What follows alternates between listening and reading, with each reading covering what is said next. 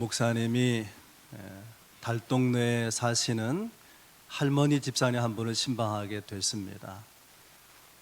너무나 삶이 어려워서 파출부를 하면서, 그러니까 가사도우미죠. 가사도우미를 하면서 생계를 꾸려나가는 그런 교인이었습니다.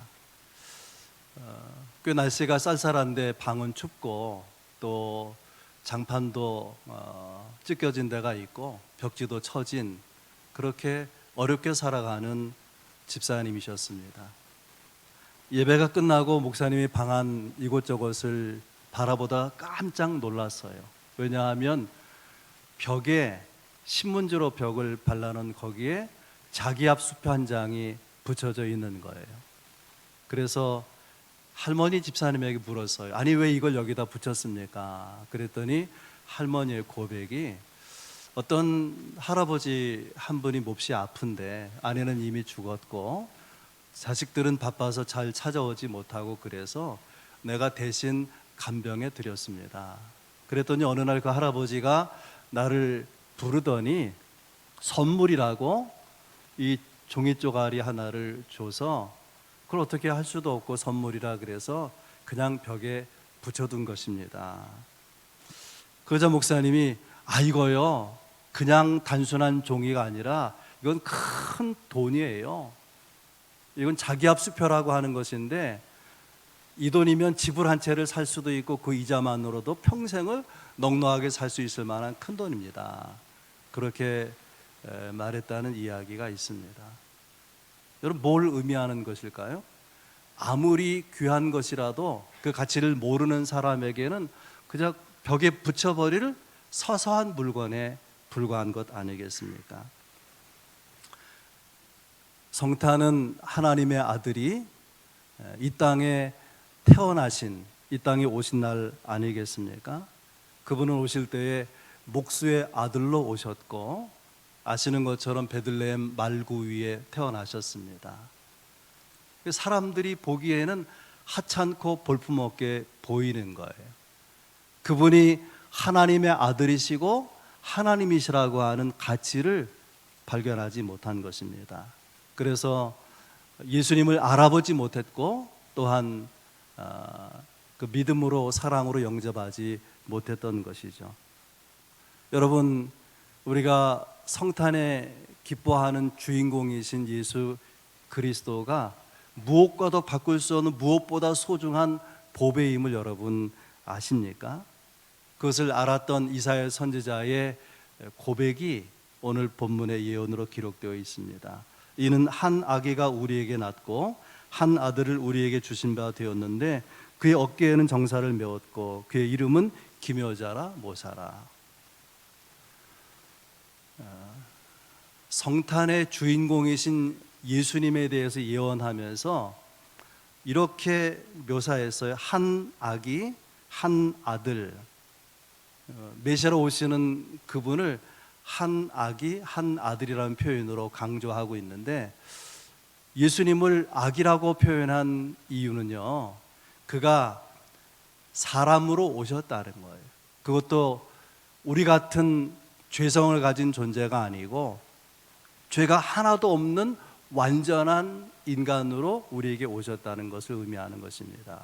그리고 한 아들이라고 표현한 것은 그가 하나님의 아들이라고 하는 거예요. 그냥 아들이 아니라 하나님의 아들이라고 하는 거예요. 그것은 완전한 하나님이라고 하는 의미가 있는 것입니다.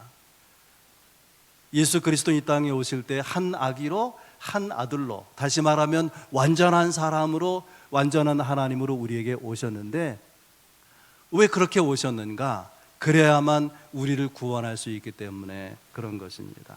그리고 이어서 그의 어깨에는 정사를 메었다, 그렇게 되어 있는데, 이 정사라고 하는 것은 왕권을 가리키는 거예요. 그분은 아기로 오시고 마구간에 태어나셨지만은 그는 우리가 세상에서 보는 왕과 다른 만왕의 왕이신, 만주의 주이신 왕권을 가지고 오신 분이라고 하는 것입니다. 그래서 6절에서는 평강의 왕이라, 7절에서는 다윗의 왕좌라, 그런 표현이 기록되어 있는 것이죠. 7절에 다윗의 이름도 기록되어 있는데요. 이스라엘 백성들에게 있어서 가장 존경하고 흠모하는 인물이 누구냐면 다윗 왕 아닙니까? 다윗 왕. 그러나 이 땅에 메시아로 오신 예수 그리스도는 다윗보다 훨씬 더 놀랍고 훨씬 더 지혜롭고 훨씬 더 큰 권능을 가지고 많은 사람들에게 영향을 미칠 그런 왕으로 이 땅에 오신다 하는 것을 우리에게 말씀하고 있는 것입니다. 한 아들 한 아기로 오신 메시아 예수, 그분은 어떤 분인가? 오늘 본문에 특별히 6절에는 그런 메시아, 아기로 오시는 아들로 오시는 메시아의 모습을 5가지로 소개합니다. 첫째는 기묘자라 그래서 영어 성경에는 wonderful, 놀랍다 그 말이죠. 이 아기의 존재가 무엇인지 확실하게 알게 되면 너무나 놀라운, 그래서 다른 단어로 설명할 수 없기 때문에 기묘자라 그렇게 표현한 것입니다. 여러분, 주님의 탄생 얼마나 놀라운 것입니까?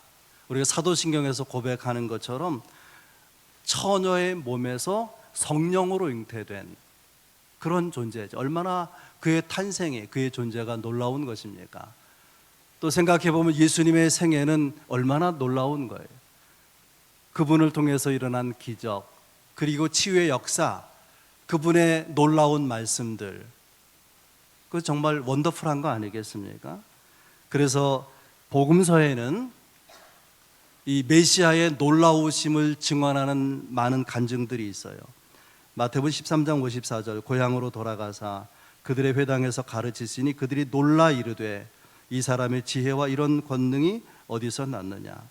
마태복음 22장 22절, 바리새인들조차 이렇게 말합니다. 그들이 이 말씀을 듣고 놀랍게 여겨 예수를 떠나가니라. 중풍병자를 만나셨을 때에 고치기 전에 내가 죄 사함을 받았느니라, 그 사람의 죄를 용서하시고 중풍병자를 고치시죠. 그때의 반응을 누가복음 5장 26절에 이렇게 기록합니다. 모든 사람이 놀라 하나님께 영광을 돌리며 심히 두려워 이르되 오늘 우리가 놀라운 일을 보았다 하니라. 예수 그리스도를 통해서 놀라운 일들이 일어나고 그분 존재 자체가 원더풀, 놀라우신 분이라고 하는 거예요. 아기 예수는 기묘자, 놀라우신 하나님이십니다. 두 번째는 모사라 그랬어요. 모사라는 말이 우리에게는 좀 부정적 이미지가 있죠. 모사꾼, 사기꾼. 그러나 성경에서 말하는 이 모사라는 단어는요, 영어로 말하면은 카운슬러를 말하는 거예요. 상담자를 말하는 것입니다.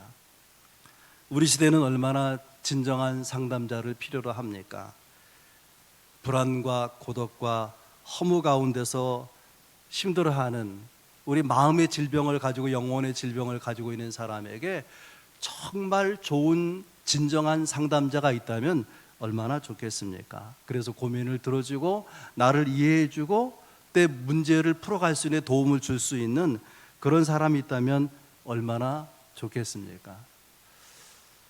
아내와 제가 자주 보는 TV 프로그램 중에 금쪽 같은 내 새끼라는 프로가 있어요. 자녀 교육의 문제점, 또 가족 간의 문제점, 자녀 양육의 어려움, 그런 것들을 해결해 주는 그런 프로그램이죠. 오은영 박사는 단지 문제점을 진단하는 데서 그치지 아니하고 왜 그런 어려운 문제가 생겼는지, 근본적인 원인이 어디에 있는지를 알게 하고, 그리고 서로 불통하던 가족들의 대화가 소통이 되도록, 그리고 서로에게 상처를 주는 사람이 서로 보듬고 아낄 수 있도록 그렇게 안내하고, 아무리 노력해도 해결이 되지 않았는데 마치 그 삶이 벼랑 끝에 선 것처럼 위태로웠었는데 그 얼마간의 상담을 통해서 또 안내를 통해서 놀랍게 회복이 되고 치유가 되는, 그래서 저는 그 프로그램을 볼 때에 하나님이 하신 일들을 떠올리게 됐어요. 어떻게 그 짧은 시간 동안에 그렇게 놀라운 변화를 일으킬 수 있을까? 오늘 본문을 통해서 이사야 선지자는 우리에게 메시아로 오실 태어날 아기에 대해서 그 이름을 모사라, 카운슬러라 그렇게 말하고 있는데요. 어떤 카운슬러인가, 어떤 상담자인가, 히브리서 4장 15절에 이렇게 기록하고 있습니다. 우리에게 있는 대제사장은 우리의 연약함을 동정하지 못하실 리가 아니요 모든 일에 우리와 똑같이 시험을 받은 이시로되 죄는 없으시니라. 우리 연약함을 동정하지 못하시는 분이 아니다. 이중부정은 강한 강정이지 않습니까? 우리의 아픔을, 연약함을 반드시 이해하시고 돌보신다고 하는 거예요. 메시아로 오신, 성탄에 오신 예수 그리스도는 내 눈물을 아시고 내 고독과 절망과 아픔과 상처를 아십니다. 아실 뿐 아니라 함께 계시고 또 가까이 오셔서 내 문제를 풀어주시는, 내 인생의 삶을 해결해 주시는 그런 진정한 카운슬러라고 하는 거예요. 그러니 얼마나 그분의 오심이 감사하고 그분의 존재가 귀한 것입니까? 어느 방송에서요, 결혼한 지 40년이 넘은 노 부부를 실험 카메라를 통해서 관찰하는 그런 TV 프로그램이 있었습니다. 방송의 목적은 아내가 치매 초기 환자를 연기해서 그 남편이 어떤 반응을 보이는가, 그것을 관찰하고자 한 것입니다. 연세가 지긋한 이 부부가요, 카페에 들러서 차를 주문을 했어요. 음료를 주문했습니다. 근데 갑자기 아내가 연기하는 거, 아내가 주문을 안 한 것처럼 다시 주문을 넣는 거예요. 이런 차를 마시겠습니다. 그랬더니 종업원이 말하기를, 아니 이미 주문하셨는데요. 그러자 남편은 아내의 눈치를 보는 거예요. 주문했는데 그걸 잊어버린 아내가 의아스럽게 생각이 된 것입니다. 아내는 화장실을 다녀오겠다며 잠시 자리를 비웠는데 그동안에 테이블에 놓고 간 아내의 핸드폰이 울려서 남편이 받았어요. 그랬더니 이런 전화입니다. 여기 치매 클리닉인데요, 스케줄 때문에 전화를 드렸습니다. 아내가 치매 걸린 게 확인이 되지 않았습니까? 화장실 갔다 돌아온 아내에게 치매 클리닉에 대해 조심스럽게 이야기를 했어요. 그랬더니 아내가 이렇게 말합니다. 여보, 내가요 치매 맞아요. 치매 초기라 그래요. 그랬더니 그때의 남편의 반응입니다.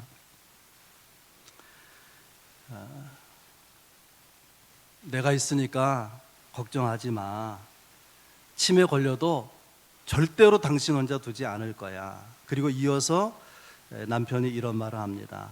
내가 하던 일 다 접어버리고 당신 돌볼 테니까 걱정하지 마.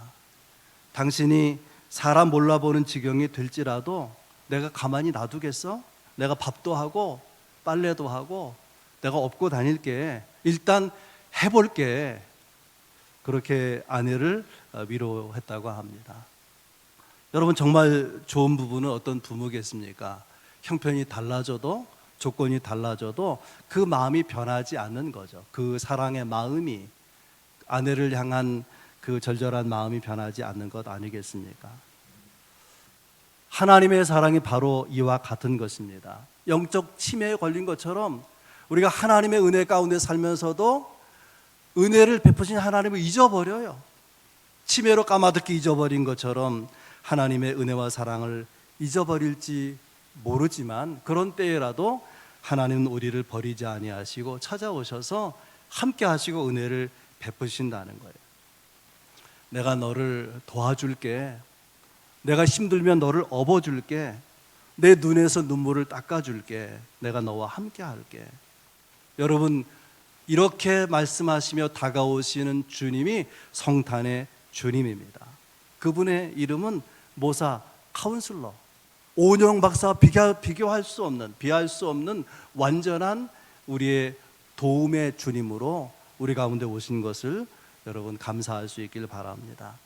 세 번째로 예수 그리스도 그분은 전능하신 하나님이라는, 하나님이 전능하시다라고 하는 표현이 제일 처음 나오는 것은 창세기 17장인데요. 아브라함 사라 부부가 나이 99세, 89세 되었을 때에 내년 이맘때 자식을 낳으리라. 여전히 자식이 생기지 않았는데, 그래서 적어도 자녀를 낳는 것에 대한 꿈을 접어버린 그 절망하던 시간에 찾아오셔서 말씀하시기를 나는 전능한 하나님이라, 너는 내 앞에서 완전하라, 그렇게 말씀하십니다. 히브리어로는 엘샤다이, 전능하신 하나님. 여러분 꼭 기억할 수 있기를 바랍니다. 우리가 믿는 하나님, 또 우리가 신앙 고백하는 예수 그리스도는 엘샤다이 하나님이시고 엘샤다이 예수 그리스도이십니다. 이 엘샤다이라고 하는 전능하신 하나님이라고 할 때 거기에 들어있는 중요한 이미지가 두 가지가 있어요. 첫째는 위기에서 건지시는 하나님. 내 힘으로는 도저히 빠져나올 수 없는 위기에서 건져 나올 수 있도록 그렇게 할 수 있는 힘, 그래서 전능 아니겠습니까? 전능하신 하나님이라는 성경 여러 곳에 기록되어 있는데요, 집중적으로 가장 많이 기록되어 있는 성경은 욥기예요. 왜 그럴까요? 욥은 의인의 고난, 하나님의 백성에 대한 고난을 다루는 책인데, 그때 필요한 하나님은 그냥 하나님이 아니라 엘샤다이 하나님. 자식이 죽고 재산을 순간에 날려버리고 아내는 저주하고 도망가 버리고 자기 몸마저 병들어 있는 그런 절대 고난 가운데 있을 때에 필요한 하나님은 엘샤다이 하나님, 전능하신 하나님. 또 한 가지 전능하신 하나님이라고 하는 엘샤다이 하나님은 미래를 축복하시는 하나님이십니다.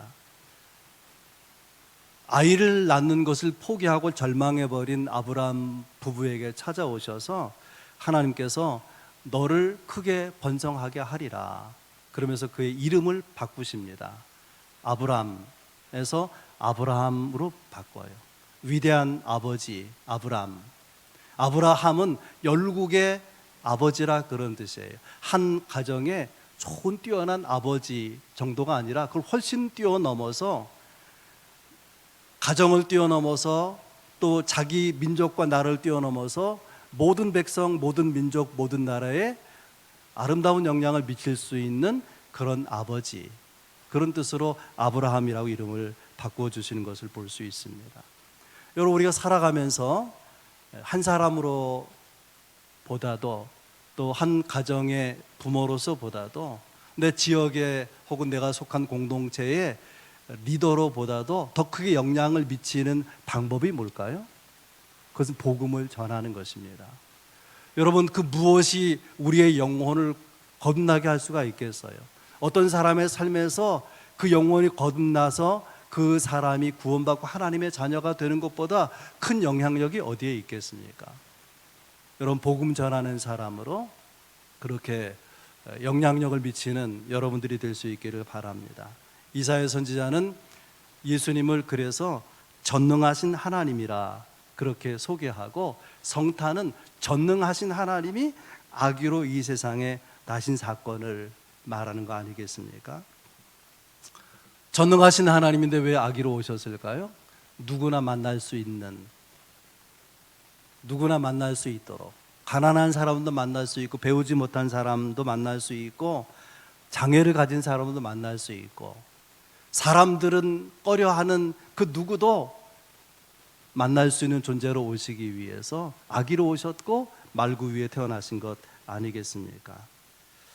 그를 만나는 사람, 전능하신 하나님이신 아기 예수 성탄에 오신 그분을 경험하는 사람의 삶 가운데는 구원을 넘어서, 위기에서 건지심을 넘어서 놀라운 영향력을 끼치는 사람으로 살아가게 하시는 은혜를 베푸시리라 믿습니다.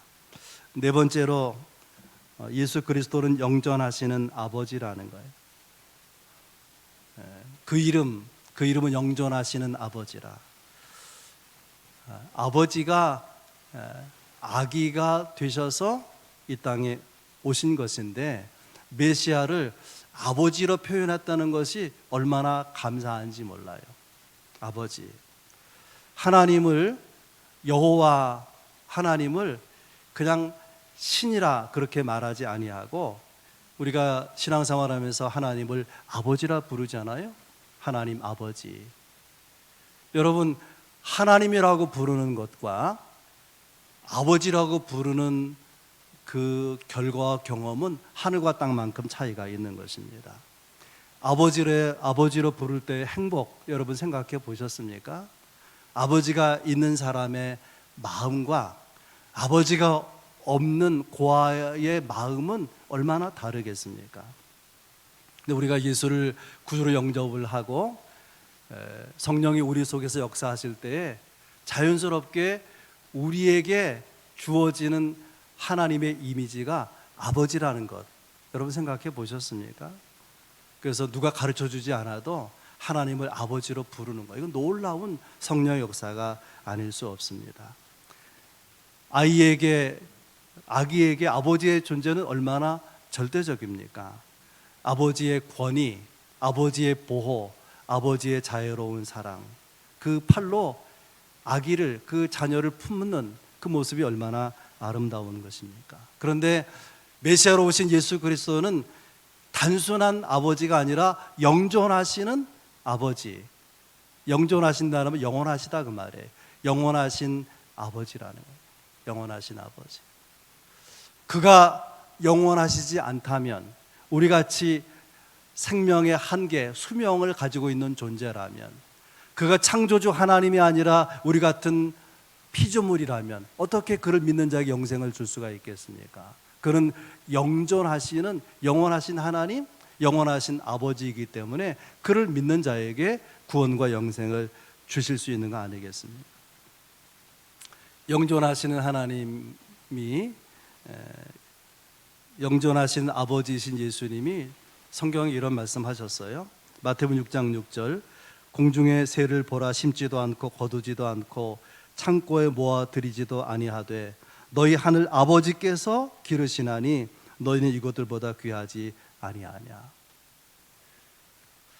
그리고 마태복음 7장 7절 11절에 구하라 그리하면 너희에게 주실 것이요 너희가 악한 자라도 좋은 것으로 줄 줄 알거든, 좋은 것으로 자식에게 줄 줄 알거든 하물며 하늘에 계신 너희 아버지께서 구하는 자에게 좋은 것으로 주시지 아니하겠느냐.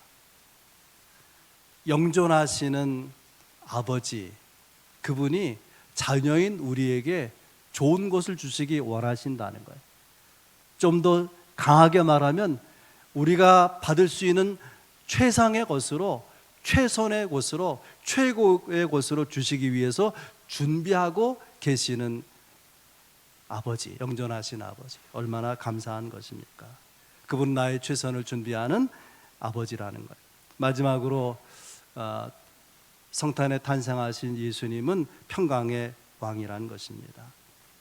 주님이 탄생하시던 그날 밤에 천사들이 와서 이렇게 노래합니다. 지극히 높은 곳에서는 하나님께 영광이요 땅에서는 기뻐하심을 입은 사람들 중에 평화로다. 예수님은 평강의 주님으로, 평강의 왕으로 우리에게 오셔서 우리에게 뭘 주시겠습니까? 평강을 주시는 것이죠. 요한복음 14장 21절에 평안을 너희에게 끼치노니 곧 나의 평안을 너희에게 주노라. 내가 너희에게 주는 것은 세상이 주는 것과 같지 아니하니라. 너희는 마음에 근심하지도 말고 두려워하지도 말라. 성탄의 주님은 이 땅에 평강을 주시기 위해서 오셨습니다. 현실은 어떻습니까? 여전히 아픔이 있고 경제적인 문제가 있고, 또 어느 지역에서는 아직도 민족과 민족, 나라와 나라 간의 갈등이 있고, 또 때로 전쟁이 있고 그러지 않습니까? 이걸 어떻게 우리가 이해해야 될까요? 하나님의 아들이 평강을 주시기 위해서 평강의 왕으로 오셨는데 세상에는 평안이 없다는 거예요. 주님이 주시려고 하는 평강은 어떤 평강이냐면 단지 육신적인 평강, 단지 우리가 살아가면서 평안을 누리는 그런 평강이 아니라 그것은 죄의 권세에서 우리를 풀어주시는 영혼의 평강, 심령의 평강, 진정한 평안을 말하는 것입니다. 주님 재림하실 때까지 이 땅에는 기근도 있고 또 지진도 있고 전쟁도 있고 가난과 아픔과 질병이 계속 될 것입니다. 그러나 그런 가운데서도 평강의 왕으로 우리 가운데 오신 그분을 마음에 영접하고 그분과 동행하고 살아가는 사람들에게는 그런 전쟁과 기근과 고통과 분요함, 난리 가운데서도 그 평강을 누릴 수 있다고 하는 거예요. 평강의 왕이 다스리시면 우리는 평안할 수 있고 행복할 수가 있다는 것입니다. 여러분 어떻습니까? 그렇다면 이 요동치는 세상에 살아가면서 평강의 왕이 여러분의 마음을 다스리고 계십니까? 평강의 왕이 여러분의 가정을, 여러분의 문제를 다스리고 계십니까? 그렇게 할 수 있도록 허락하고 계십니까? 우리가 주님의 다스림 앞에 마음을 열고 무릎을 꿇으면 그분은 평강으로 우리의 영혼을, 우리의 마음을, 우리의 삶을 다스려 주실 것입니다. 이야기 하나로 하고 말씀을 마치겠습니다. 영국에서 있었던 일인데 런던 대형 홀에서 이제 국왕이 입장하기를 기다리면서 귀족들이 있는데 드디어 이제 문이 열리자 국왕이 이렇게 단상에 이렇게 오르게 됩니다. 모든 귀족들이 그 자리에서 일어나게 됐어요. 그때 국왕이 이렇게 말합니다. 여러분 일어서지 말고 자리에 그냥 앉으십시오. 나는 주님이 아니기 때문에 여러분 일어서지 않아도 괜찮습니다. 겸손한 고백 아니겠습니까?